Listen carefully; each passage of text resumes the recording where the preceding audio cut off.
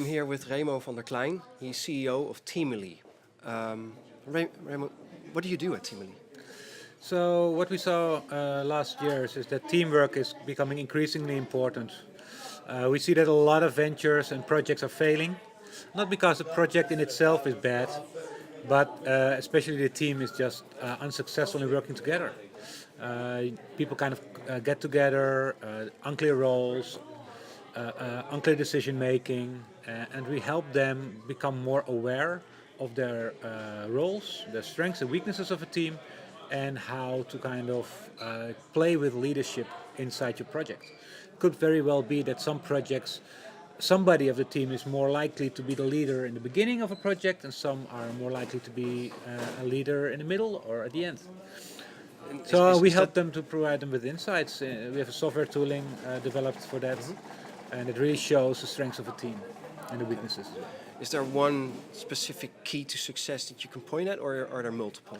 Well, the biggest ingredient is that you understand that you continuously need to check if you still have the right team and the right leader in the team. So I think that's really a crucial element. That means you need to create a ritual within the team that you can look at yourself in the mirror, as a sense, and have a look and say, are we still the right team? Are we still positioned in the right way? Do we still have the right roles? Or should we change it? And I think that awareness and that discussion amongst the team is the most crucial element for success. And is this a way of working that people pick up easily, or do they have to unlearn stuff? They need to unlearn. So traditionally you always have an owner, a manager that controls.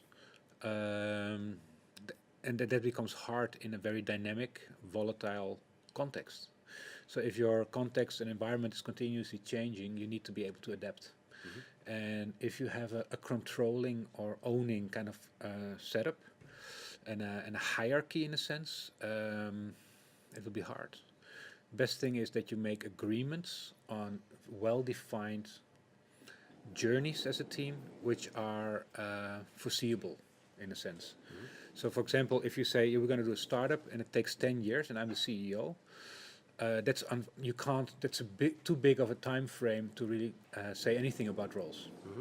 If you can say, okay, next year we need to be somewhere, and to able to be there, I think we best are that I don't know, you are the leader or you are the leader.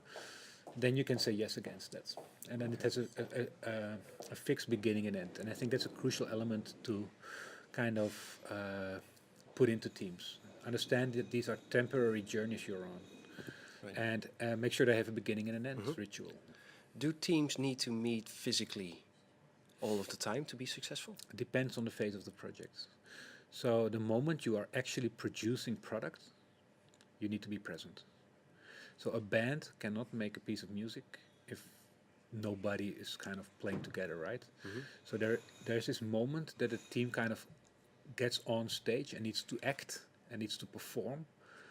Then you need to be present. But before that, if you're still in the validation phase, you can have a very asynchronous process where somebody does something first, somebody else picks it up, and you have this kind of handover moments. But there is a moment that the team needs to perform as a team, and that all functions need to be alive and available and present. And then it will be very hard to be kind of not present. Once you are past that stage and you know how to achieve success as a team, and you can define KPIs, rules, processes, routines, rhythms to things, then it's again easy to kind of work remote. Okay. And how about diversity? Can you have a successful all-male tech developer team? Yes, if they understand that they are an all-male team, and that they're lacking certain skills or lacking certain diverse elements. Because I also believe is that no team is perfect, right? And I think you should never pick a team first.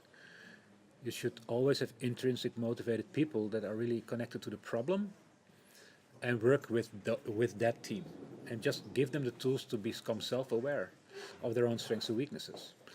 I think that's the most critical part, and really show them that, okay, you are all very dominant males, with a very competitive attitudes, it will be very hard for you to be attractive and seductive in a market, for example. But first kind of connect to the problem. That's what you share, and then start looking at the things that you don't share, the diverse elements. But first look really like what is it that you share, and that's probably the interest in the problem or the challenge at hand. Okay.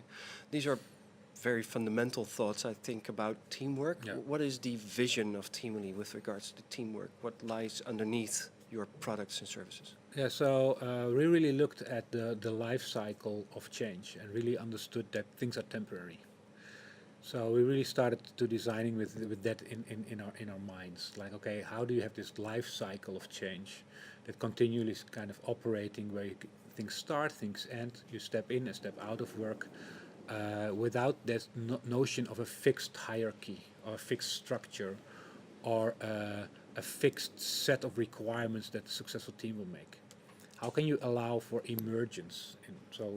And I think a lot of our work is based on Eastern philosophy. We've looked at a lot at Yin Yang, Taoism, but also a book called the I Ching, which is the Book of Change, which is written 5,000 years ago, which really kind of shows you how change works in like 64 steps. But it's also based on a lot of the work of Jung, the archetypes of Jung. We've incorporated a lot in it. The hero's journey, which is kind of Joseph Campbell developed that really shows that every story has kind of this rhythm and structure and sequence. And those are kind of the ingredients on which we build Teamily. But mostly everything changes, nothing stays the same. Exactly, and I think understanding that, and understanding that you need to have things in common, and you need to be different, and you need to be in the operation, and be able to be an observer of your own operation. And it's kind of the only thing you really need are rituals and language that allows that discussion to be had within the team. I think a lot of teams believe their roles too much. And if you are too much into your role, you don't understand you're an actor, so you're always acting and you're never off stage, and you don't have that off stage dressing room conversation anymore. That's a hard thing. Some people are not willing to act, but they always want to be in the meeting rooms at network events off stage, and they never perform. And you need to have these discussions together to understand it's continuously both. It's not either or, it's both. Okay. Looking forward to the next blockchain hackathon, what would your advice be for teams that are preparing to take part? What grabs your attention? Really, before you enter any project, ask yourself, what grabs my attention now? What deserves my attention now? And let that lead you. And then you will probably find others that are led by that same interest. That's the first step. And after that, I think I would really consider, take some time to really discover the potential of your team. Like, what are you as a group capable of before you come up with the solution? I think a lot of time somebody in a hackathon puts the solution too early on the table. And then everybody kind of needs to work towards that solution, but it might not be the best. So first, really kind of have a look at your team members. Take some time to really kind of find out what the competencies are that are on the table without filling in already that kind of idea or solution space. Have that emerge through the discussion amongst your team members.